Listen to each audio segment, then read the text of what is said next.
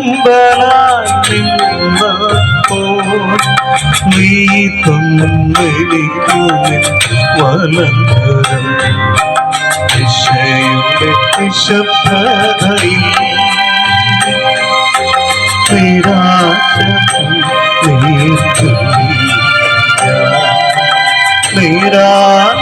നിരാനന്ദനായി നീ തന്നിരിക്കുമെൻ വലങ്കരം ദിശയുടെ നിശബ്ദതയിൽ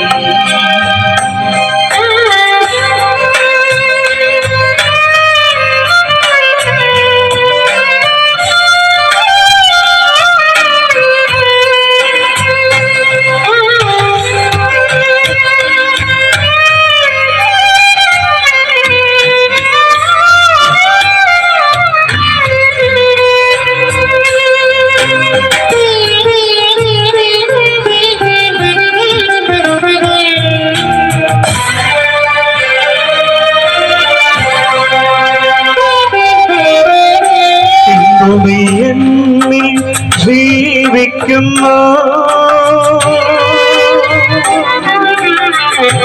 ഇന്നു ഞാൻ പൂർണ്ണനായി തീർന്നു ഇന്നു നീ എന്നിൽ ജീവിക്കുന്നു ഇന്നു ഞാൻ പൂർണ്ണനായി തീർന്നു ഇന്നു നീ സകലത്തിനും മതിയായവൻ ഇന്നു നീ സകലത്തിനും മതിയായവൻ ഇന്നും ദിശയുടെ നിശബ്ദതയിൽ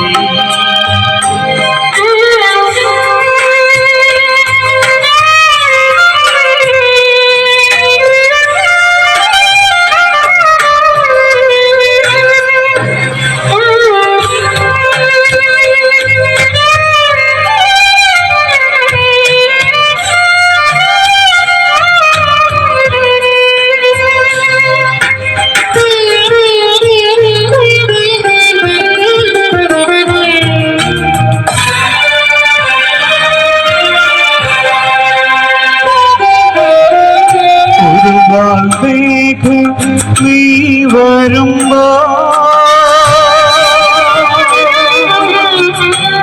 ഒപ്പമെത്തിയിടും ഞാൻ വിശുദ്ധനായി ഒരു നാൾ നീ വരുമ്പോ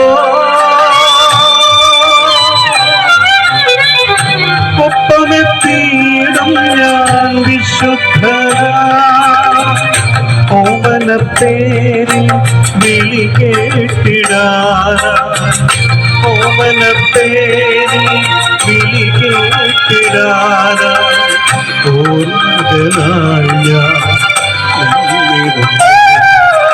ദിശയുടെ നിശബ്ദതയിൽ നിരാശ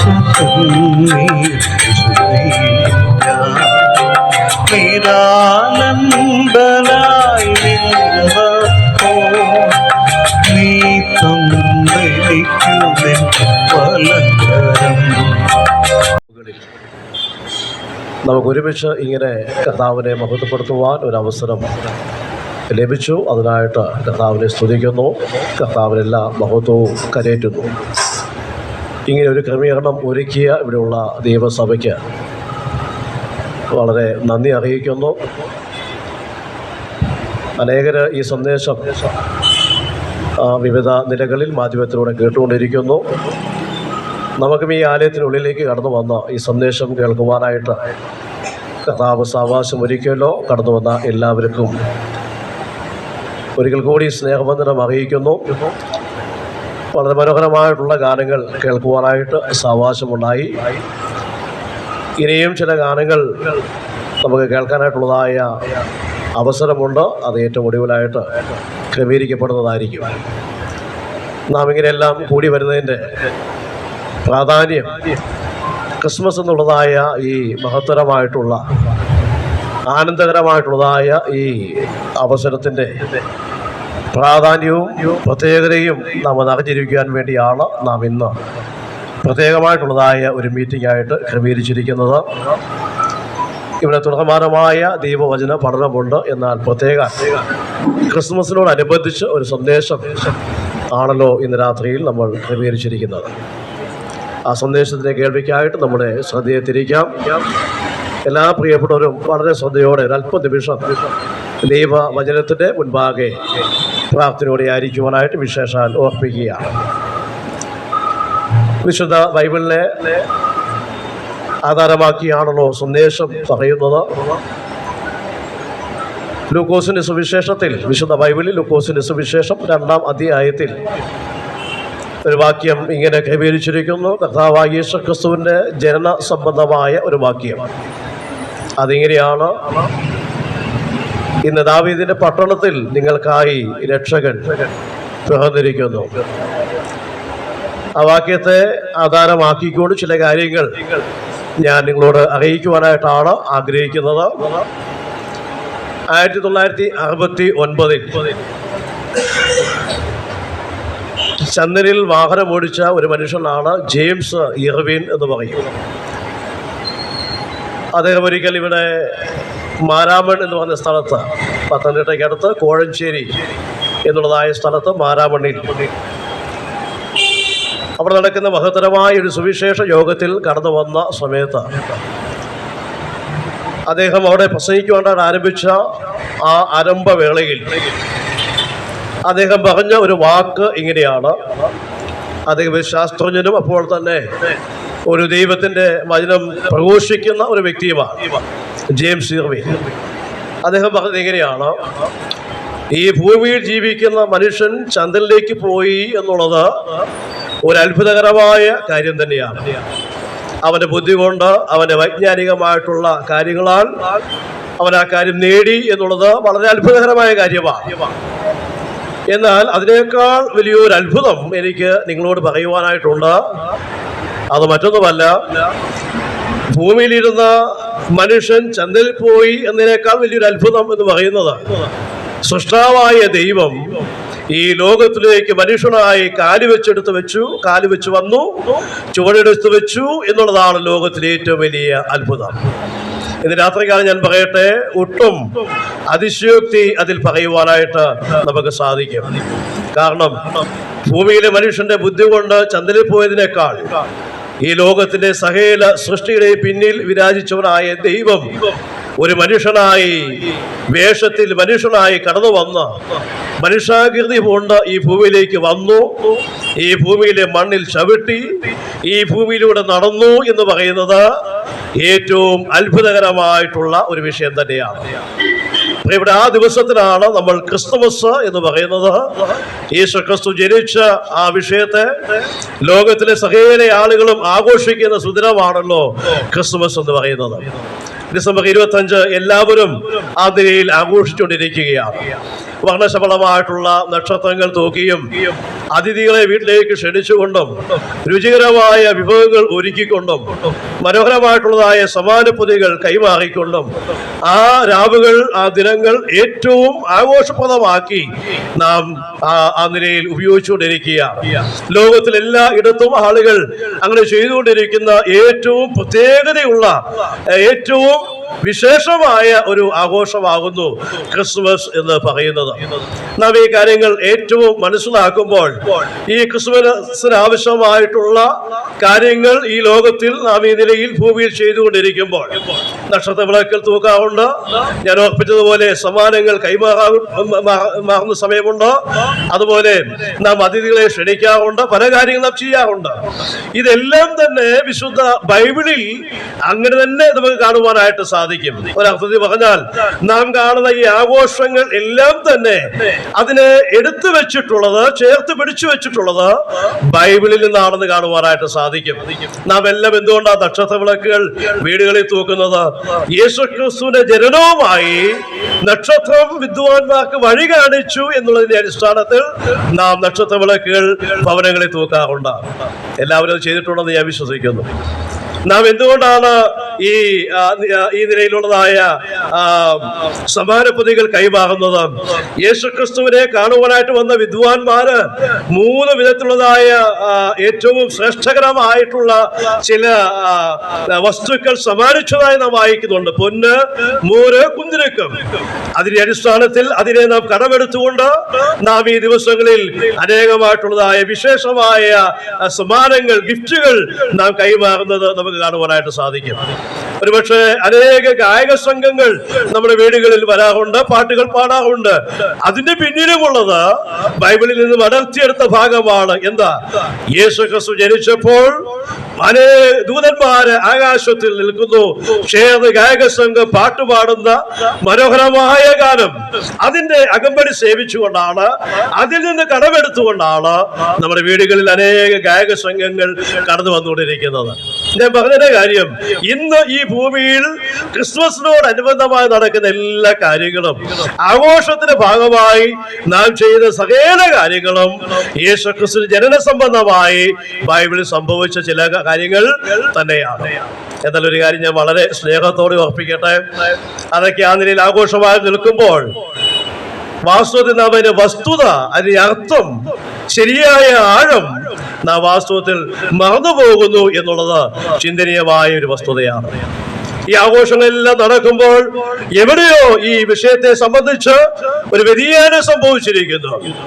അതുകൊണ്ടാണ് ഒരാൾ പറഞ്ഞത്, we celebrate season but ignore the reason. നാം ആഘോഷിക്കുന്നു, ഓരോരോ അവസരങ്ങൾ നാം ആഘോഷിക്കാറുണ്ട്, പക്ഷേ അതിന് യഥാർത്ഥമായ കാര്യം നാം എന്ത് ചെയ്യുന്നു? മറന്നു പോകുന്നു, ഇഗ്നോർ ചെയ്യുന്നു, നാം അതിനെ മറന്നു കളയുന്നു. പ്രിയപ്പെട്ടവരെ, ഞാൻ പറയട്ടെ, ക്രിസ്തുമസിന്റെ യഥാർത്ഥ അർത്ഥം എന്താണ്? നാം വർണ്ണശബളമായിട്ടുള്ള വിളക്കുകൾ തൂക്കുന്നു, നല്ല കാര്യമാണ്. നമ്മുടെ സ്നേഹിതരെ വിളിക്കുന്നു, നല്ല കാര്യമാണ്. അവരെ വിളിച്ച് രുചികരമായ ഭക്ഷണം ഒരുക്കി ആ ദിവസം നാം ആഘോഷിക്കുന്നു, നല്ല കാര്യമാണ്. അതുപോലെ ഗാനങ്ങൾ ആലപിക്കുന്ന ആളുകളെ അവരോട് ചേർന്ന് നാമും സന്തോഷിക്കുന്നു, നല്ല കാര്യമാണ്. അതൊന്നും അതിൽ തന്നെ മോശമാണ് ഞാൻ പറയുന്നില്ല. പക്ഷെ പറയട്ടെ, യഥാർത്ഥമായ ക്രിസ്മസിന്റെ അർത്ഥം എന്താണ്? ഒരൊറ്റ വാക്കിൽ പറഞ്ഞാൽ, ഈ നിലയിൽ ലോകത്തിലെ സകല ആളുകളും ക്രിസ്മസ് ആഘോഷിക്കുമ്പോൾ, ഏത് സ്ഥലത്തും ആഘോഷിക്കുമ്പോൾ, വാസ്തവത്തിൽ കേന്ദ്ര ബിന്ദുവായ ക്രിസ്തുവിനെ ഒഴിവാക്കിയുള്ള ക്രിസ്മസ് ആണ് ആഘോഷിച്ചുകൊണ്ടിരിക്കുന്നത്. ക്രിസ്തുവില്ലാത്ത ക്രിസ്തുമസ് ആകുന്നു എന്നുള്ളതാണ്. പ്രിയപ്പെട്ടവരെ, മറ്റൊരു വാക്കിൽ പറഞ്ഞാൽ, എല്ലാ കാലത്തും നമുക്കറിയാം, പുൽക്കൂട് നിർമ്മിച്ചു കഴിഞ്ഞ് അതിലൊരു ഉണ്ണിയേശുവിനെ കിടത്താറുണ്ട്. അതുപോലെ എക്കാലവും യേശുക്രിസ്തുവിനെ ഉണ്ണിവേശുവായി മാത്രം ചിത്രീകരിക്കുന്ന അനുഭവത്തിലേക്ക് നാം വന്നിരിക്കുന്നു. യഥാർത്ഥമായ ക്രിസ്തുമസ്, എന്റെ പ്രിയ ബഹുമാനിയ സഹോദരൻ ആരംഭത്തിൽ ഓർപ്പിച്ചതുപോലെ, യഥാർത്ഥമായ ക്രിസ്തുവിന്റെ ജനനം, ക്രിസ്തുവിന്റെ ജീവിതം, ക്രിസ്തുവിന്റെ മരണം, ഉയർത്തെഴുന്നേൽപ്പ്, അതെന്തിനാകുന്നു എന്നുള്ളത് നാം മനസ്സിലാക്കാതെയാണ് യേശുക്രിസ്തുവിനോടനുബന്ധമായ പല ആഘോഷങ്ങളും നാം ആഘോഷിച്ചുകൊണ്ടിരിക്കുന്നത്. ഇന്ന് രാത്രിയിൽ ഒരു അല്പസമയം ഞാൻ ആ വിഷയത്തോട് അനുബന്ധമായി എന്തുകൊണ്ടാണ് ക്രിസ്തുമസ്, ആ ജനനത്തിന്റെ പ്രത്യേകത എന്താണ്? ലോകത്തിൽ അനേകർ ജനിച്ചല്ലോ, അനേകർ ജീവിച്ചല്ലോ, അനേകർ മരിച്ചു, അനേകർ മൺമറഞ്ഞു പോയി. എന്നാൽ യേശുക്രിസ്തുവിന്റെ ജനനത്തിന്റെ മാത്രമായ പ്രത്യേകത, ആ ജനനം ഇങ്ങനെ സകല ആളുകളും പറയുവാനായിട്ട് ഇതുപോലൊരു മീറ്റിംഗ് വിളിച്ചുകൂട്ടി ഈ നെന്മാറയുടെ ദേശത്ത്, ഞാൻ പറയട്ടെ, ഈ നെന്മാറ ദേശത്ത് ഇങ്ങനെ മീറ്റിംഗ് ഇപ്പോൾ നടക്കുമ്പോൾ അനേക ആളുകൾ അനേക സ്ഥലങ്ങളിൽ, എന്റെ ബഹുമാനിയ സ്നേഹിതൻ പ്രിയ ജെയിംസ് ബ്രദർ, അദ്ദേഹത്തിന്റെ ദേശമാണ് കൊച്ചി, ഇത് വലിയൊരു ആഘോഷമായി മാറ്റുന്ന ആളുകളുണ്ട്. ഈ സമയം നന്നായി വിനിയോഗിച്ച് ക്രിസ്മസിന് സന്ദേശം പറയുന്ന ആളുകളുണ്ട്. ലോകത്തെമ്പാടും യേശുക്രിസ്തുവിന്റെ ജനസംബന്ധമായ വിഷയം വ്യക്തമായി പറയുകയാണ്. ഞാൻ ചോദിക്കട്ടെ, ഇങ്ങനെ ഒരാളെ കുറിച്ച് പറയുവാനായിട്ട് പറയുവാനായിട്ട്, ഇങ്ങനെ ഒരാളുടെ ജനനത്തെ കുറിച്ച് ഇങ്ങനെ വിളിച്ചു പറയുവാനായിട്ട്, ഇതുപോലൊരു മീറ്റിംഗ് ക്രമീകരിച്ച് ഈ നിലയിൽ ഇത് അറിയിക്കുവാനായിട്ട് ആ ജനനത്തിന്റെ പ്രത്യേകത എന്താണ്? ഒന്നുമില്ലാതെ നാം അങ്ങനെ ചെയ്യുകയില്ലല്ലോ. ചില പ്രത്യേകതകൾ ആ ജനനത്തിനുണ്ട്. ഇനി ഞാൻ ഒരു കാര്യം കൂടി ഓർപ്പിച്ച് ഞാൻ വേഗത്തിലെ വിഷയത്തിലേക്ക് വരാം. ഈ ക്രിസ്തുമസ് എന്ന് പറയുന്നതിന്റെ ഒറ്റ വാക്കിൽ ഇങ്ങനെ പറയാൻ സാധിക്കും. എന്താ ക്രിസ്തുമസ്? ആഘോഷങ്ങളെല്ലാം മാറ്റിവെച്ച് വിശുദ്ധ ബൈബിളിൽ ക്രിസ്തുമസ് എന്ന വാക്കിന് അല്ലെങ്കിൽ ക്രിസ്തുമസ് എന്നുള്ളതിന് നമുക്ക് പറയാൻ സാധിക്കും എന്താണ്? ദൈവം തന്നെ തന്നെ വെളിപ്പെടുത്തുവാൻ തീരുമാനിച്ചു. അതാണ് യോഹന്നാന്റെ സുവിശേഷത്തിൽ, വിശുദ്ധ ബൈബിളിൽ യോഹന്നാന്റെ സുവിശേഷമുണ്ട്. 1-ാം അധ്യായം 18-ാമത്തെ വാക്യത്തിൽ ഇങ്ങനെ വായിക്കുന്നുണ്ട്, ദൈവത്തെ വെളിപ്പെടുത്തി എന്ന് വായിക്കുന്നുണ്ട്. തന്റെ വഴിയിലിരിക്കുന്ന ഏകജാതനായ പുത്രൻ പിതാവായ ദൈവത്തെ വെളിപ്പെടുത്തി എന്ന് വായിക്കുന്നുണ്ട്. ദൈവത്തെ മനുഷ്യന്റെ മുൻപാകെ വെളിപ്പെടുത്തിയ, മനുഷ്യന്റെ മുൻപാകെ കാണിച്ച അനുഭവമാണ് ക്രിസ്തുമസ് അല്ലെങ്കിൽ ക്രിസ്തുവിന്റെ ജനനം എന്ന് പറയുന്നത്. മറ്റൊരു വാക്കുകൾ പറയാം, മറ്റൊരു കാര്യം കൂടി ചേർത്ത് പറയാം. ദൈവത്തിന്റെ ശബ്ദം മനുഷ്യരെ കേൾപ്പിച്ചതായ സമയമാണ് ക്രിസ്തുമസ് എന്ന് പറയുന്നത്. ഞാനങ്ങനെ പറയാൻ കാര്യം, വിശുദ്ധ ബൈബിളിൽ നാം പരിശോധിച്ചു കഴിഞ്ഞാൽ 2 ഭാഗങ്ങളായി ബൈബിൾ ഉണ്ട്.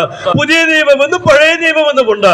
അതിൽ പഴയ നിയമത്തിലെ വേദഭാഗങ്ങൾ, ആ പുസ്തകങ്ങളെല്ലാം അവിടെ അവസാനിപ്പിച്ചു നിർത്തി ഒരു 400 വർഷം ദൈവ മനുഷ്യരോട് സംസാരിക്കാതിരുന്ന ഒരു കാലഘട്ടമുണ്ട്. ആ കാലഘട്ടത്തിന് ശേഷം ദൈവത്തിന്റെ ശബ്ദം വെളിപ്പെട്ടതാണ് യേശുക്രിസ്തു ജനന വാർത്ത എന്ന് പറയുന്നത്.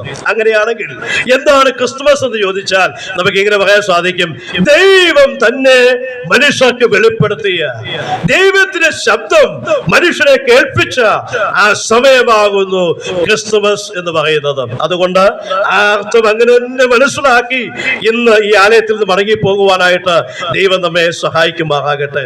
ഇനി ഞാൻ ആ ജനനത്തോട് സംബന്ധിച്ച 4 കാര്യങ്ങൾ ലളിതമായിട്ട് മനസ്സിലാകുന്ന ലളിതമായ ഭാഷയിൽ ഞാൻ അത് പറയുവാനായിട്ട് ആഗ്രഹിക്കുകയാണ്. ഈ ജനനത്തിന് 4 പ്രത്യേകത എന്താണ്?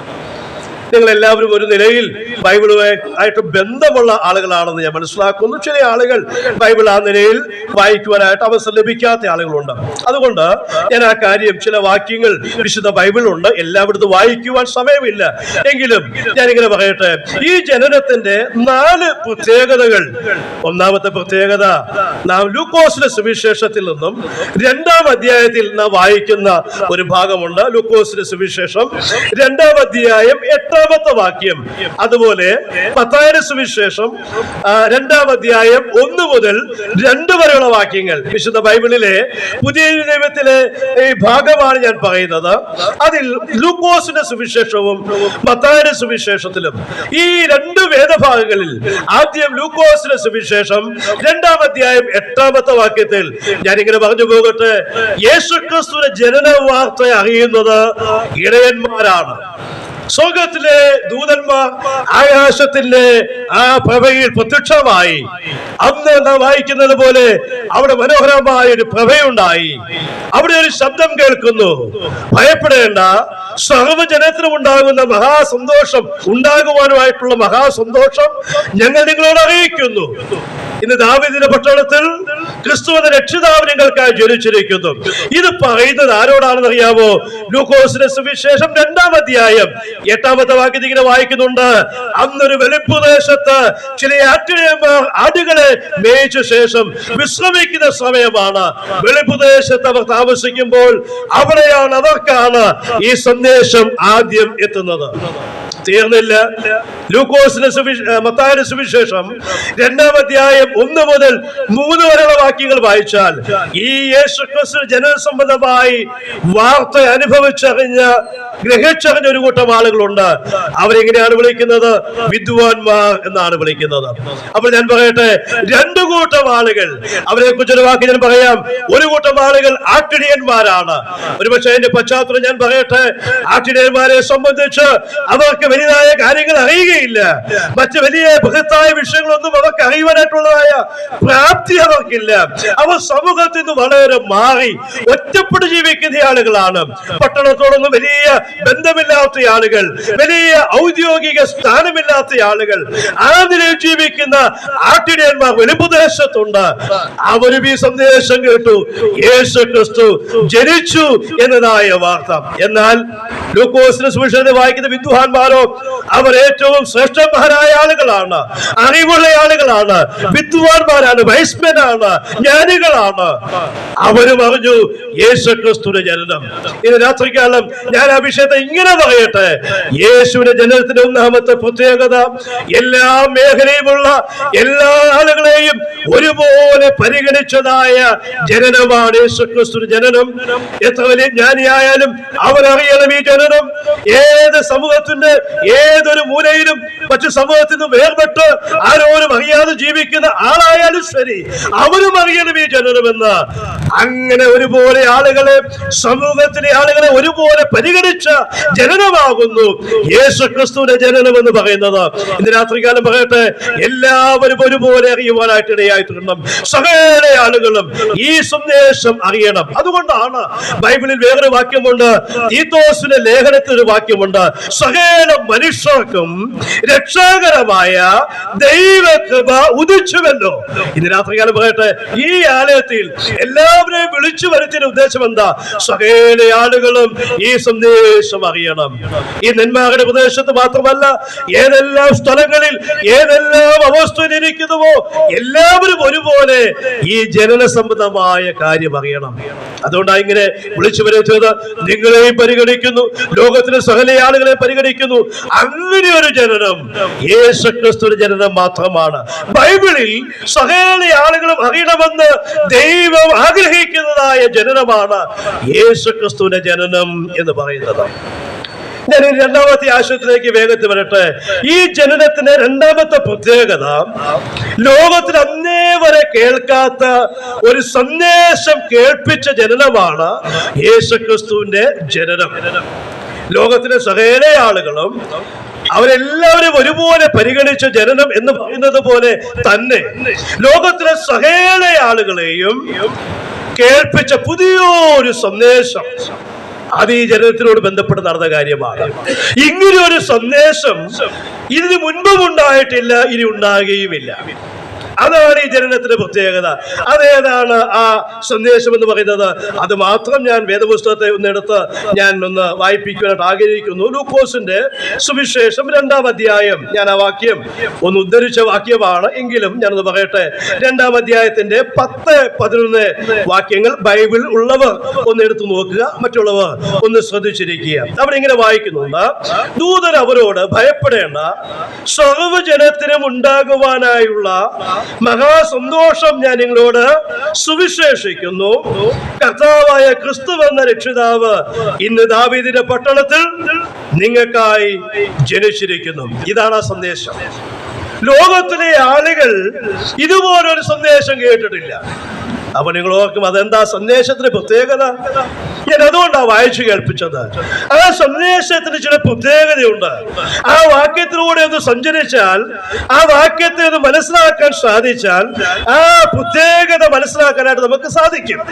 എന്താണ്? ഞാൻ ഒന്നുകൂടെ അത് വായിച്ചു കേൾപ്പിക്കാം. സർവ്വജനത്തിനും ഉണ്ടാകുവാനായുള്ള മഹാസന്തോഷം ഞാൻ നിങ്ങളോട് സുവിശേഷിക്കുന്നു. തുടങ്ങുന്നത് എങ്ങനെയാണ്? ഭയപ്പെടേണ്ട. അപ്പോൾ ഇങ്ങനെ പറയട്ടെ, സർവ്വജനത്തോടും അറിയിക്കേണ്ട സന്ദേശമാണ് എന്നാണ് അവൾ പറയുന്നു. ആദ്യം പറയുന്നത് എന്താണ്? ഭയപ്പെടേണ്ട എന്നാണ് ആരംഭിക്കുന്നത്. സർവ്വജനത്തിലെ സർവ്വജനവും ഭയപ്പെടേണ്ട, അതാണ് ആദ്യത്തെ സന്ദേശം. രണ്ടാമത്തെ ഭാഗം എന്താ? നിങ്ങൾക്ക് ഉണ്ടാകുവാനായുള്ള മഹാ സന്തോഷം. അതും ശ്രദ്ധിക്കേണ്ട വാക്യമാണ്. എന്താണ്? ഭയപ്പെടേണ്ട എന്ന് പറഞ്ഞാൽ എന്തോ ഭയപ്പെടുന്ന ഒന്ന് മനുഷ്യരിൽ ഉണ്ടെന്നാണ് അതിന് സാരം. നിങ്ങൾ ഭയപ്പെടേണ്ട, ഭയപ്പെടാനുള്ള എന്തോ ഉണ്ട്, എന്നാൽ ഇപ്പോൾ നിങ്ങൾ ഭയപ്പെടേണ്ട. ഞാൻ ചോദിക്കട്ടെ, എന്താ മനുഷ്യനെ ഭയപ്പെടുത്തുന്ന കാര്യം? ഞങ്ങൾ എപ്പോഴും ചിന്തിച്ചിട്ടുണ്ടോ? ലോകത്തിലെ സകല മനുഷ്യരെയും ഒരുപോലെ ഭയപ്പെടുത്തുന്ന കാര്യം എപ്പോഴാ മനുഷ്യരിൽ ഭയമുണ്ടായത്? എപ്പോഴാ മനുഷ്യന് ഭയം ആരംഭിച്ചത്? മനുഷ്യന് ഭയം ആരംഭിച്ചത് നാം തിരുവഴുത്തിൽ വായിക്കുന്ന ഉൽപ്പത്തി പുസ്തകത്തിൽ മനുഷ്യരെ ദൈവം നിർമ്മിച്ചു. ആദാമിനെ ഹവ്വയെ ദൈവം നിർമ്മിച്ചു.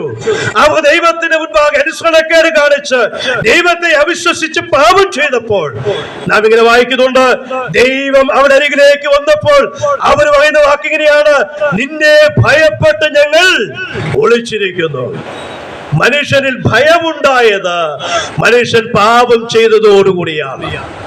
മനുഷ്യനിൽ പാപം വന്നപ്പോഴാണ് മനുഷ്യനിൽ ഭയമുണ്ടായത്. ദൈവത്തോട് മനുഷ്യൻ അനുസരണക്കേട് കാണിച്ചപ്പോൾ, ദൈവത്തോട് മനുഷ്യൻ അവിശ്വാസം കാണിച്ചപ്പോൾ, ദൈവത്തെ മനുഷ്യൻ അവിശ്വസിച്ചപ്പോൾ മനുഷ്യൻ പാപിയായി തീർന്നു. അപ്പോൾ തന്നെ മനുഷ്യനിൽ ഭയം ഉളവാകുവാനായിട്ടിടയായി തീർന്നു. പ്രിയപ്പെട്ടവർ പറയട്ടെ, അതിന്റെ അടുത്തുള്ളതായ വാക്യങ്ങൾ ഇങ്ങനെയാണ് വായിക്കുന്നത്, അന്ന് മനുഷ്യന്റെ ജീവിതത്തിലേക്ക് മരണം പ്രവേശിക്കുവാനായിട്ടിടയായി തീർന്നു. ഇന്ന് രാത്രികാലം ഒരു വസ്തുത ഞാൻ ഓർപ്പിക്കട്ടെ, മനുഷ്യനുണ്ടായ ഭയം എന്ന് പറയുന്നത് മരണഭയം മനുഷ്യനുണ്ടായി. പാപത്തിന് ശമ്പളമായിട്ടുള്ള മരണഭയം മനുഷ്യന് ഉണ്ട്. നാം ഒരിക്കൽ ലോകത്തിൽ നിന്ന് മാറ്റപ്പെടും, മരണം സംഭവിക്കും എന്നാണെന്ന് അറിഞ്ഞുകൂടാ. ആ മരണഭയം സകല മനുഷ്യരെയും ഒരുപോലെ പിടിച്ചിരിക്കുകയാണ്. ദൂരം പറയുന്നു, ഭയപ്പെടേണ്ട, നിങ്ങൾക്ക് ഭയമുണ്ട്, ഭയപ്പെടുത്തുവാനായിട്ടുള്ള ചിലത് നിങ്ങളുടെ ജീവിതത്തിലുണ്ട്, എന്നാൽ നിങ്ങൾ ഭയപ്പെടേണ്ട ആവശ്യമില്ല. രണ്ടാമതായിട്ട് പറയുന്നു, നിങ്ങൾക്ക് മഹാസന്തോഷം ഉണ്ടാകുവാനായുള്ള ഒരു വാർത്ത. എന്താ മഹാസന്തോഷം ഉണ്ടാകേണ്ടത്? അതിന്റെ അർത്ഥം ഇത്രയേ ഉള്ളൂ, സന്തോഷം മനുഷ്യനിൽ ഇല്ല എന്നുള്ളതാണ്. സന്തോഷം മനുഷ്യന് ഇല്ല. അവിടെ വായിക്കുന്ന വാക്യമുണ്ട്, മഹാസന്തോഷം ഞാൻ നിങ്ങളോട് അറിയിക്കുന്നു. പ്രിയപ്പെട്ടവർ പറയട്ടെ, മനുഷ്യന് സന്തോഷമുണ്ടോ? ഇവിടെ ഇരിക്കുന്ന പല ആളുകൾക്ക് എല്ലാവരും ഒരുപക്ഷെ ചിരിച്ചും സന്തോഷത്തോടെ ജീവിക്കുന്നു എന്ന് നമുക്ക് തോന്നിയാലും ശരി, ഉള്ളിന്റെ ഉള്ളിൽ മനുഷ്യരിൽ വേദനയുണ്ട്. ഇവിടെ ഇരിക്കുന്ന പല ആളുകളും ഹൃദയത്തിൽ പലവിധമായ ഭാരങ്ങൾ പേറിക്കൊണ്ട്, പലവിധമായ ദുഃഖങ്ങൾക്ക് അടിമപ്പെട്ടവരായിട്ട് ഒരുപക്ഷെ നിങ്ങൾ ഇവിടെ ഇരിക്കുകയാണ്. ഈ മീറ്റിംഗ് സംബന്ധിക്കുമ്പോഴും നിങ്ങളുടെ ഹൃദയത്തിൽ ഒരു വേദന ഉണ്ടെന്ന് ഞാൻ മനസ്സിലാക്കുകയാണ്. മനുഷ്യരെ കാലാകാലങ്ങളായി അലട്ടിക്കൊണ്ടിരിക്കുന്ന ദുഃഖമായ ഭാരം, ആ ഭാരം നിങ്ങൾക്കുമുണ്ടെന്ന് ഞാൻ മനസ്സിലാക്കുന്നു. പറയട്ടെ പ്രിയപ്പെട്ടവരെ, അങ്ങനെയുള്ളതായ മരണഭയത്തോടുകൂടെയും ജീവിതത്തിൽ യഥാർത്ഥമായ സന്തോഷം അനുഭവിച്ചറിയാൻ കഴിയാത്തവരായി ലോകത്തിൽ സകല മനുഷ്യരും ജീവിക്കുകയാണ്. ഇതിന് ഈ സന്തോഷം എനിക്കോ നിങ്ങൾക്കോ തരുവാനായിട്ട് ഈ ലോകത്തിലെ ഒരു വസ്തുതയ്ക്കും സാധിക്കുകയില്ല. പണത്തിന് ഈ സന്തോഷം തരാൻ സാധിക്കുകയില്ല. വിദ്യാഭ്യാസത്തിന് ഈ സന്തോഷം നമുക്ക് തരുവാൻ സാധിക്കുകയില്ല. സമൂഹത്തിൽ നമുക്കുള്ള സ്ഥാനമാനങ്ങൾക്ക് ഈ സന്തോഷം തരുവാൻ സാധിക്കുകയില്ല. നമ്മുടെ സ്നേഹിതർക്ക്, നമ്മുടെ ആത്മമിത്രങ്ങൾക്ക്, നമ്മുടെ ബന്ധുക്കൾക്ക് ഈ സന്തോഷം തരാൻ സാധിക്കുകയില്ല. നമ്മുടെ ജീവിതത്തിൽ ആ പ്രയാസത്തോടുകൂടി ആരാരും പരിഹരിക്കാൻ കഴിയാത്ത വേദനയോട് ജീവിക്കുന്ന ഹൃദയങ്ങൾ ലോകത്തിലുണ്ട്. ഒരുപക്ഷെ ഈ ആലയത്തിലും നിൽക്കുകയാണ്. ഞാൻ പറയട്ടെ, ദൂതം പറയുന്നു, നിങ്ങൾക്ക് മഹാസന്തോഷം തരുവാനുള്ളതായ വാർത്ത ഞാൻ നിങ്ങളോട് അറിയിക്കുന്നു. എന്താ പറയുന്ന അർത്ഥത്? ക്രിസ്തു എന്ന രക്ഷിതാവ് ഇന്ന് ദാവീദിന്റെ പട്ടണത്തിൽ നിങ്ങൾക്കായി ജനിച്ചിരിക്കുന്നു. ആ വാക്ക് ശ്രദ്ധിച്ചോ. നിങ്ങൾക്ക് ഭയമുണ്ട്, ഭയപ്പെടുത്തുന്ന ചില കാര്യങ്ങൾ നിങ്ങൾക്കുണ്ട്, നിങ്ങൾക്ക് യഥാർത്ഥമായ സന്തോഷം നിങ്ങൾക്കില്ല. എന്നാൽ ഇന്ന് ഒരു രക്ഷിതാവ് നിങ്ങൾക്ക് വേണ്ടി ജനിച്ചിരിക്കുന്നു. അതിന്റെ അർത്ഥം, ഇതിനു മുൻപും അങ്ങനെ രക്ഷിതാവ് ജനിച്ചിട്ടില്ല, ഇനി ജനിക്കുകയുമില്ല. ഇന്ന് ജനിച്ചിരിക്കുന്നു. എന്താണ്? ഇന്നേക്ക് 2024 വർഷങ്ങൾക്ക് മുൻപ് നിങ്ങളുടെ ഭയത്തെ മാറ്റുവാനായി, നിങ്ങൾക്ക് യഥാർത്ഥമായ സന്തോഷം തരുവാനായി, യഥാർത്ഥമായ സമാധാനം തരുവാനായി, ലോകത്തിലെ ഓരോ വസ്തുവിനും തരുവാൻ കഴിയാത്തതായ ഹൃദയം തുറന്നതായ സമാധാനം നിങ്ങളുടെ ഹൃദയത്തിലേക്ക് തരുവാനായിട്ട് ഒരേ രക്ഷിതാവ് ലോകത്തിലേക്ക് ജനിച്ചു. അതാകുന്നു യേശു ക്രിസ്തു. നമുക്കിന്ന് രാത്രി ഒരു ചോദ്യം നിങ്ങൾ ചോദിച്ചേ, അല്ലയോ കർത്താവേ, എങ്ങനെയാ അങ്ങ് ഈ സമാധാനം ഞങ്ങൾക്ക് നൽകിയത്? ഞങ്ങളുടെ ഹൃദയത്തിൽ ഭാരമുണ്ട്, ഞങ്ങളുടെ ഹൃദയത്തിൽ ഭയമുണ്ട്, അതെങ്ങനെയാ അങ്ങ് മാറ്റിയത് എന്ന് ചോദിക്കുമ്പോൾ ബൈബിൾ പറയുന്നു, പാപിയായ മനുഷ്യൻ പാപം മുഖാന്തരമാണല്ലോ അവന് ഭയമുണ്ടായത്, പാപം മൂലമാണല്ലോ അവന് സന്തോഷം നഷ്ടപ്പെട്ടു പോയത്. ആ പാപത്തിന്റെ ശമ്പളമായ മരണം ഞാൻ നിങ്ങളും അനുഭവിച്ചേ പറ്റുകയുള്ളൂ. നാം ഏവരും പാപത്തിന് ശമ്പളമായ നിത്യമായ മരണം, നിത്യമായ നരകം, നിത്യമായ ശിക്ഷാവിധി ഞാൻ നിങ്ങളും അനുഭവിച്ചേ മതിയാകുകയുള്ളൂ. എന്നാൽ പറയട്ടെ, ഈ യേശുക്രിസ്തു ലോകത്തിലേക്ക് ജനിച്ചത് എന്തിനു വേണ്ടിയാണെന്ന് ചോദിച്ചാൽ, നമുക്ക് സന്തോഷം തന്ന് ഭയമകറ്റുവാൻ, എന്റെയും നിങ്ങളുടെയും മുൻപിലുള്ളതായ ആ മരണത്തിന്റെ ഭീതിയെ അകറ്റുവാനായി കർത്താവ് പറയുന്നു, ഞാനിതാ ലോകത്തിലേക്ക് വരുന്നു. നിന്റെ പാപത്തെ ഞാൻ ഏറ്റെടുക്കുന്നു. നിനക്ക് പകരമായി ഞാൻ മരിക്കുകയാണ്. നീ മരിക്കേണ്ട സ്ഥാനത്ത്, നീ നിത്യം ശിക്ഷ അനുഭവിക്കേണ്ട സ്ഥാനത്ത്, നീ വേദന അനുഭവിക്കേണ്ട സ്ഥാനത്ത് ഞാൻ മരിക്കാനായിട്ട് വരുന്നു എന്ന് കർത്താവ് പറയുന്നു. പ്രിയപ്പെട്ടവരെ, ക്രിസ്തുമസിന്റെ ഏറ്റവും പ്രധാനപ്പെട്ടതായ ലക്ഷ്യമെന്ന് പറയുന്നത്, എനിക്ക് നിങ്ങൾക്ക് വേണ്ടി യേശു ക്രിസ്തു മരിക്കുവാനായി ലോകത്തിലേക്ക് വന്നു. കാൽവറിയിലെ ക്രൂശിൽ ഇന്നേക്ക് 2024 വർഷങ്ങൾക്ക് മുൻപ് ആകാശത്തിനും ഭൂമിക്കും മധ്യേ ഒരു ക്രൂശ് ഉയർത്തപ്പെട്ടു. അത് കർത്താവിന്റെ ക്രൂശാണ്. അന്ന് ആ ഗോൽഗോത്ത എന്ന് പറയുന്ന ഒരു മലയുടെ മുകളിൽ തിരുവെഴുത്ത് പറയുന്നു, കാൽവറിയിൽ 3 കുരിശ് ഉയർത്തപ്പെട്ടു. 2 കള്ളന്മാരുടെ നടുവിൽ യേശു ക്രിസ്തു ഘോഷിക്കപ്പെടുവാനായിട്ട് ഇടയായി തീർന്നു. ആ മരണമെന്ന് പറയുന്നത് ഞാൻ ഓർപ്പിച്ചതുപോലെ, ഈ ദൂതന്റെ വാക്കുകൾ പോലെ നിങ്ങൾക്ക് സന്തോഷം തരുവാൻ, നമുക്ക് സന്തോഷം തരുവാൻ, നമ്മുടെ മരണഭയം നീക്കുവാനായി എന്റെയും നിങ്ങളുടെയും മരണത്തെ പൂർണ്ണമായി ആ ക്രൂശിൽ യേശു ക്രിസ്തു ഏറ്റെടുത്തു. ആ യേശുക്രിസ്തുവിനെ കുറിച്ച് മടത്താൽ എനിക്ക് നിങ്ങൾക്കും പാപത്തിന് പരിഹാരം വന്നിരിക്കുകയാണ്. ഒരുവൻ ആ യേശുവിൽ വിശ്വസിക്കുമ്പോൾ അവന് പാപക്ഷമ ലഭിക്കുന്നു. അതാകുന്നു ഏറ്റവും വലിയ സന്ദേശം എന്ന് പറയുന്നത്. ഇന്ന് രാത്രികാലം ഞാൻ ചോദിക്കട്ടെ, ആ കാൽവറി ക്രൂശ് യേശുക്രിസ്തുവിനെ നിങ്ങളുടെ ജീവിതത്തിലേക്ക് നിങ്ങൾക്ക് അംഗീകരിക്കുവാൻ സാധിച്ചു, നിങ്ങളുടെ പാപത്തിന് പരിഹാരത്തിനായി യേശു എനിക്കായി കാൽവറി ക്രൂശിൽ മരിച്ചു എന്ന് വിശ്വസിക്കുവാൻ നിങ്ങൾക്ക് സാധിച്ചാൽ, പ്രിയപ്പെട്ടവരെ, നിങ്ങൾക്ക് ക്രിസ്തുമസ് എന്ന് പറയുന്ന അനുഭവം യാഥാർത്ഥ്യമാക്കുവാനായിട്ട് സാധിക്കും. ഇതാണ് ഏറ്റവും ശ്രേഷ്ഠകരമായ സന്ദേശം. ഞാൻ നിങ്ങളും ഒരിക്കൽ മരിക്കും. എന്നാൽ യേശു ക്രിസ്തു മുഖാന്തരം പാപക്ഷമ പ്രാപിക്കാതെ ഒരു മനുഷ്യൻ ഈ ലോകത്ത് നിന്ന് മാറ്റപ്പെട്ടു പോയാൽ അവന് വരുവാനായിട്ട് പോകുന്നത് നിത്യമായ നരകത്തിന്റെ ശിക്ഷയാണ്. ബൈബിൾ പറയുന്നു, കെടാത്ത തീയും ചാകാത്ത പുഴുവും അധിവസിക്കുന്നതായ ഒരു നരകം മനുഷ്യന് വേണ്ടി വെച്ചിട്ടുണ്ട്. ആ നരകത്തിലേക്ക് നിങ്ങൾ പോകാതിരിപ്പാൻ, ലോകത്തിലെ ആരും പോകാതിരിക്കുവാൻ വേണ്ടിയാണ് ഈ സന്ദേശം അറിയിക്കുന്നത്. പാപിയായ മനുഷ്യനെ രക്ഷിപ്പാൻ വേണ്ടിയാണ് യേശു ലോകത്തിലേക്ക് കടന്നു വന്ന് എനിക്ക് നിങ്ങൾക്ക് പകരമായി ക്രൂശിൽ മരിച്ചത്. ആ കർത്താവിന്റെ ഹൃദയത്തിലേക്ക് സ്വീകരിക്കുവാൻ സാധിക്കുമോ? ഈ ജനനത്തിന്റെ സന്ദേശം അതാണ്. മൂന്നാമത്തെ കാര്യം, വേഗത്തിൽ പറഞ്ഞ ചില മിനിറ്റുകൾ കൂടെ എന്റെ വാക്കുകൾ ഞാൻ അവസാനിപ്പിക്കാം. ഈ ജനനത്തിന്റെ മൂന്നാമത്തെ പ്രത്യേകത, പുതിയ ഒരു ഗാനം ഉണ്ടായ ജനനമാണ്. ഏതാ ഈ പുതിയ ഗാനം എന്ന് പറയുന്നത്? ഏതായി ഗാനം? ആ തിരുവെഴുത്തിൽ ഒന്ന് നമുക്ക് നോക്കാം. 2-ാം അധ്യായത്തിൽ അവിടെ ദൂതന്മാര് പെട്ടെന്ന് 13-ാമത്തെ വാക്യം, പെട്ടെന്ന് സ്വർഗീയ സൈന്യത്തിന്റെ ഒരു സംഘം ദൂതനോട് ചേർന്ന് ദൈവത്തെ പുകഴ്ത്തി. അത്യുന്നതങ്ങളിൽ ദൈവത്തിന് മഹത്വം, ഭൂമിയിൽ ദൈവപ്രസാദമുള്ള മനുഷ്യർക്ക് സമാധാനം എന്ന് പറഞ്ഞു. മനോഹരമായ ഒരു ഗാനം അവിടെ ഉണ്ടായി. എന്താ ഗാനം? അത്യുന്നതങ്ങളിൽ ദൈവത്തിന് മഹത്വം, ഭൂമിയിൽ ദൈവപ്രസാദമുള്ള മനുഷ്യർക്ക് സമാധാനം. അതാണ് ആ ഗാനം. ദൈവപ്രസാദമുള്ള മനുഷ്യർക്ക് സമാധാനം. ഈ കാലങ്ങളിൽ ആ വാക്യത്തെ ആളുകൾ ഒന്ന് വളച്ചൊടിച്ച് പറയാറുണ്ട്. എന്താ വാക്ക്? സന്മനസ്സുള്ളവർക്ക് സമാധാനം. ബൈബിളിൽ അങ്ങനെ വാക്യമില്ല. ബൈബിള് വാക്യം എങ്ങനെയാണ്? ദൂതന്മാര് പാടിയ ഗാനം എങ്ങനെയാണ്? അത്യുന്നതങ്ങളിൽ ദൈവത്തിന് മഹത്വം, ഭൂമിയിൽ ദൈവപ്രസാദമുള്ള മനുഷ്യർക്ക് സമാധാനം. എന്ന് വെച്ചാൽ എന്താ? ദൈവത്തിന് പ്രസാദമുള്ള ആളുകൾക്കാണ് ഈ സമാധാനം ലഭിക്കുന്നത്. ഞാൻ ഓർപ്പിച്ചല്ലോ, യേശു ക്രിസ്തുവിനെ ക്രൂശിച്ചതിന്റെ മൂലം നമുക്ക് സമാധാനം ലഭിച്ചു. പക്ഷെ ആർക്കാ ലഭിക്കുന്നത്? ദൈവപ്രസാദമുള്ള മനുഷ്യർക്കേ ലഭിക്കത്തുള്ളൂ. അപ്പോൾ നിങ്ങൾ ഒരുപക്ഷെ ചിന്തിക്കുമായിരിക്കും, ദൈവപ്രസാദമുള്ള മനുഷ്യർക്ക് ലഭിക്കത്തുള്ളൂ എന്ന് പറഞ്ഞാൽ ചില പ്രത്യേക ആളുകളെ ദൈവം അതിനുവേണ്ടി കണ്ടുവച്ചിട്ടുണ്ടെന്ന് ഒരുപക്ഷെ നിങ്ങൾ ചിന്തിക്കാൻ സാധ്യതയുണ്ട്. എന്നാ പറയട്ടെ, ആരെയും കണ്ടുവച്ചിട്ടല്ല അങ്ങനെ പറയുന്നത്. പിന്നെന്താ പറയുന്നത്? ദൈവപ്രസാദമുള്ള മനുഷ്യർക്ക് സമാധാനം എന്ന് പറഞ്ഞാൽ ബൈബിളിലെ വാക്യം ഞാൻ നിങ്ങളുടെ ശ്രദ്ധയിലേക്ക് കൊണ്ടുവരാം, വായിപ്പിക്കുന്നില്ല. അതെങ്ങനെയാണ്? യോഹന്നാന്റെ സുവിശേഷം 6-ാം അധ്യായം 28-ഉം 29 വാക്യത്തിൽ ഇങ്ങനെ വായിക്കുന്നുണ്ട്.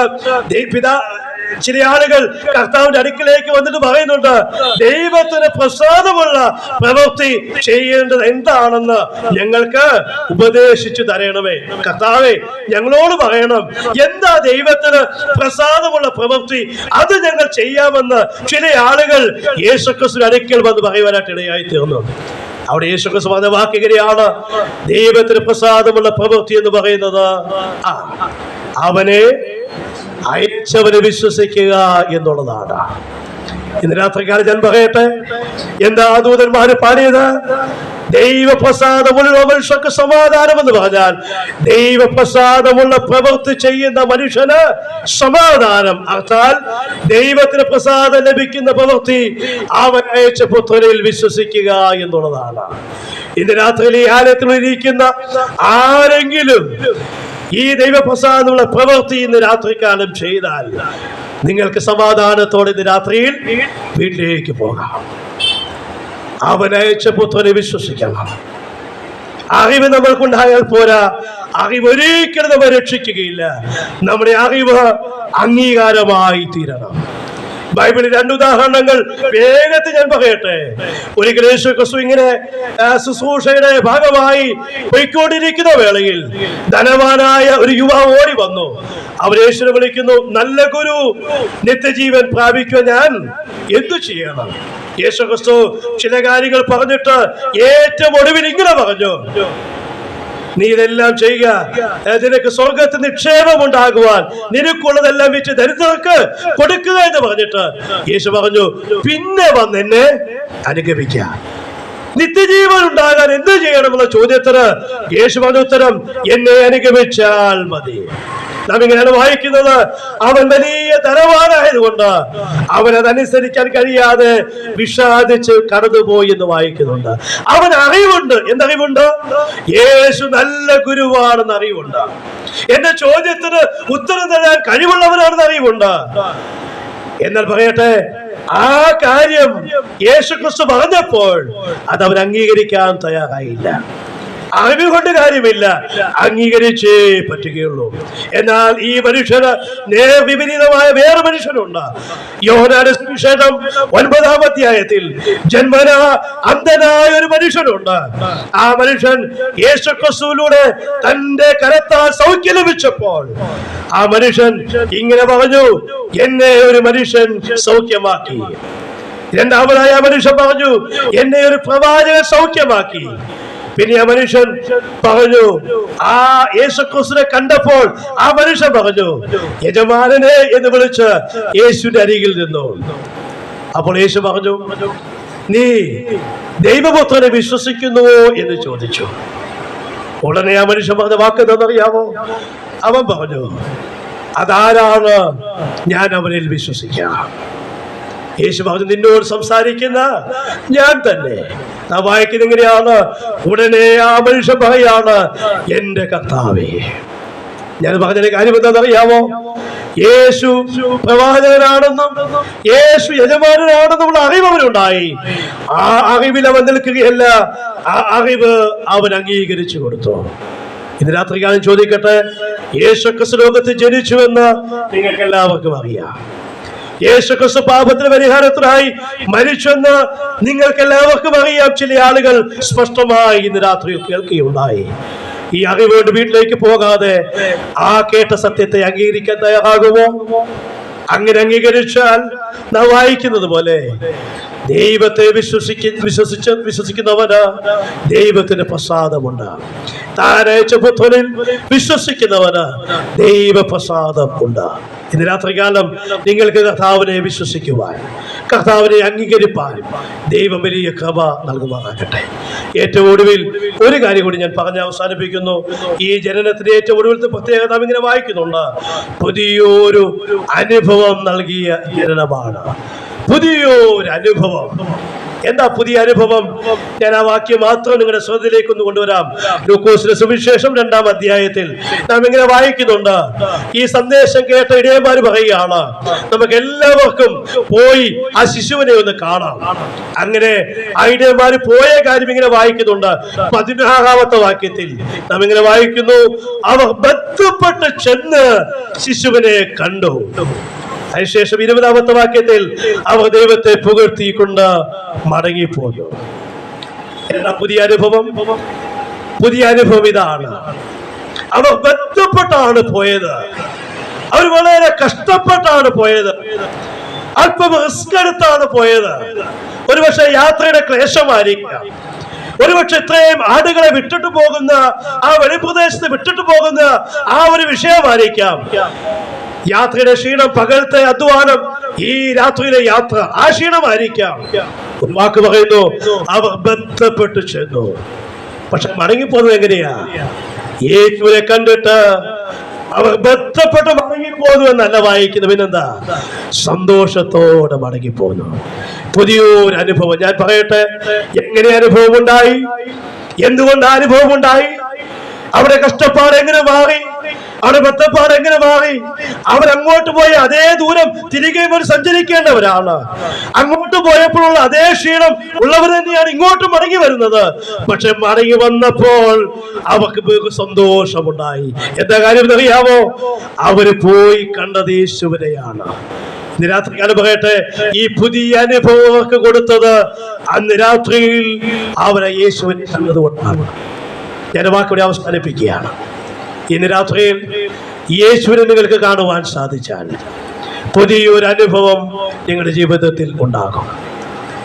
പുതിയൊരു മാറ്റം നിങ്ങളുടെ ജീവിതത്തിൽ ഉണ്ടാകും.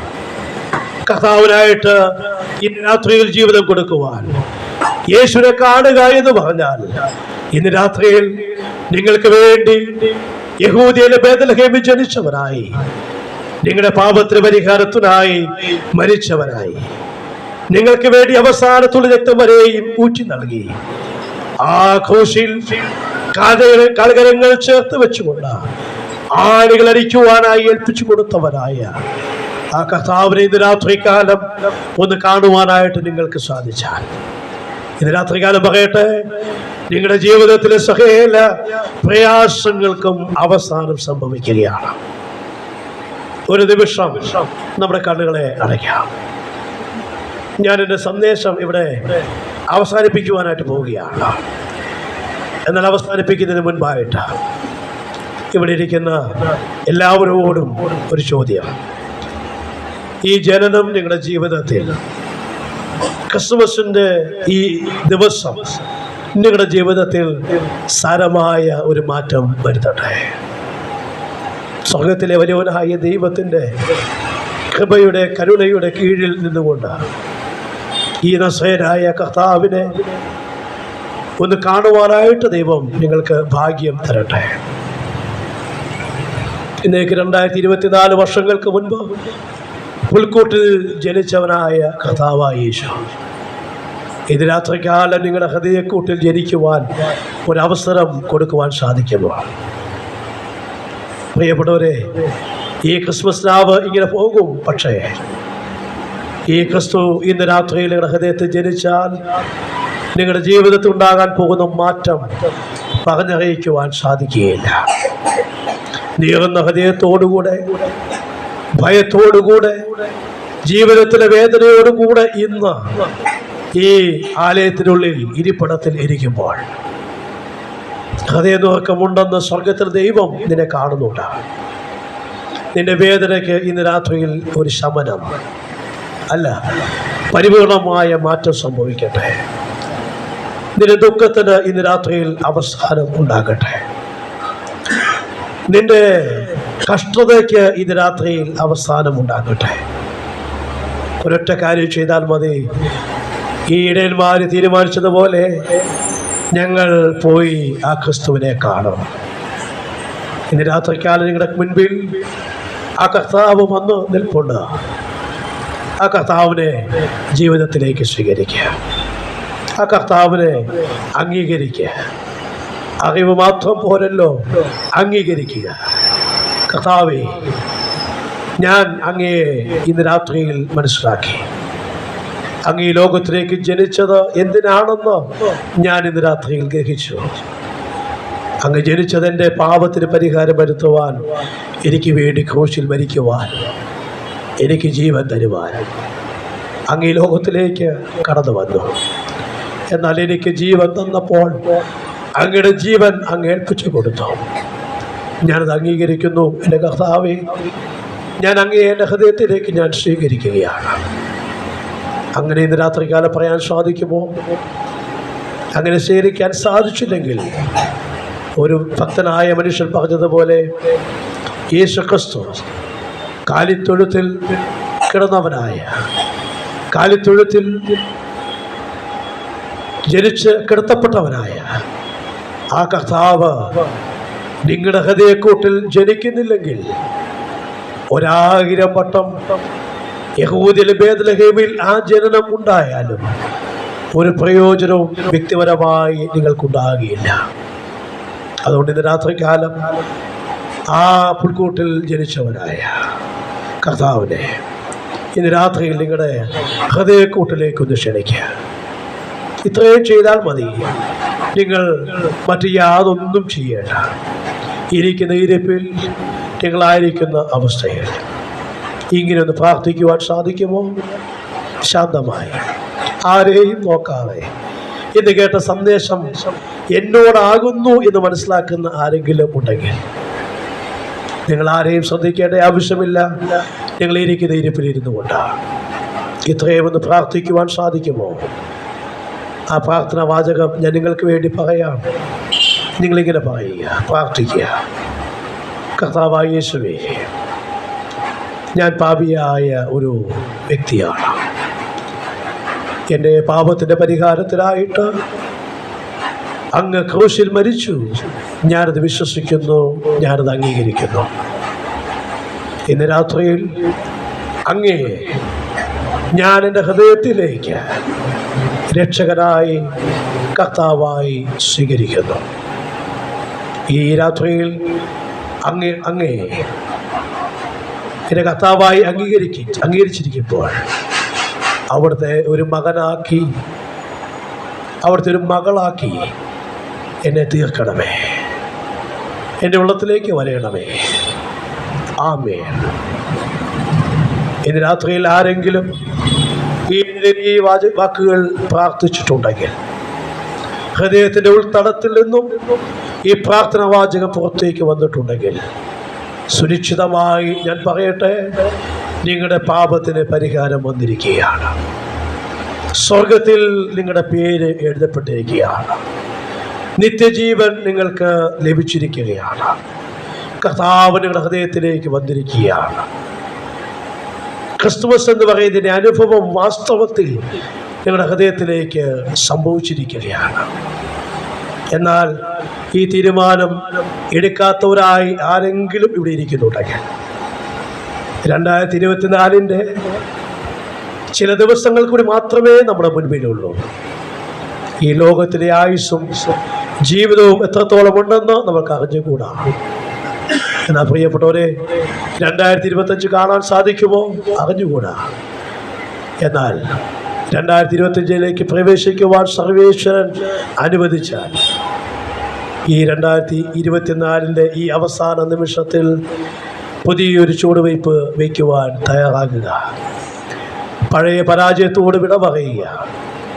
പഴയ ദുശീലങ്ങളോട് അവസാനം നാം ഗുഡ് ബൈ പറയുക. ഇനി ഞാൻ പാപത്തിൽ ജീവിക്കുന്നില്ല.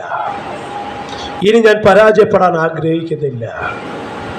ഇനി ഞാൻ തകരുവാൻ ആഗ്രഹിക്കുന്നില്ല. ലോകത്തിലെ അഴുക്ക് ചാലിൽ ഞാൻ ഇനി വീഴാൻ ആഗ്രഹിക്കുന്നില്ല. 2025 നാളുകളിലേക്ക് ഞാൻ ചുവടെടുത്ത് വയ്ക്കുമ്പോൾ ഞാൻ എൻ്റെ കർത്താവിൻ്റെ മകനായി മകളായി രക്ഷയുടെ അനുഭവമുള്ള പാപക്ഷമ ലഭിച്ച ഒരു വ്യക്തിയായി തീരുവാൻ ഞാൻ ആഗ്രഹിക്കുന്നു എന്ന് പറഞ്ഞ് ഒരു തീരുമാനമെടുക്കുവാൻ ദൈവം നിങ്ങളെ സഹായിക്കട്ടെ. ഈ സന്ദേശ കേൾവിയാലും നിങ്ങളുടെ തീരുമാനങ്ങളാലും ദൈവം നിങ്ങളെ ധാരാളമായി അനുഗ്രഹിക്കുമാറാകട്ടെ. ദൈവം നമ്മളെ എല്ലാവരെയും അനുഗ്രഹിക്കട്ടെ. എല്ലാവർക്കും ക്രിസ്തുമസ് പുതുവത്സര ആശംസ നേർന്നുകൊണ്ട് ഈ ശുശ്രൂഷയ്ക്ക് അവസരം നൽകിയ നെന്മാറ ക്രിസ്ത്യൻ ഫെലോഷിപ്പിനോടുള്ളതായ നന്ദി അറിയിച്ചുകൊണ്ട് ഞാൻ എൻ്റെ വാക്കുകൾ അവസാനിപ്പിക്കുന്നു. ദൈവം നിങ്ങളെല്ലാവരെയും ധാരാളം അനുഗ്രഹിക്കുമാറാകട്ടെ. ആമേൻ.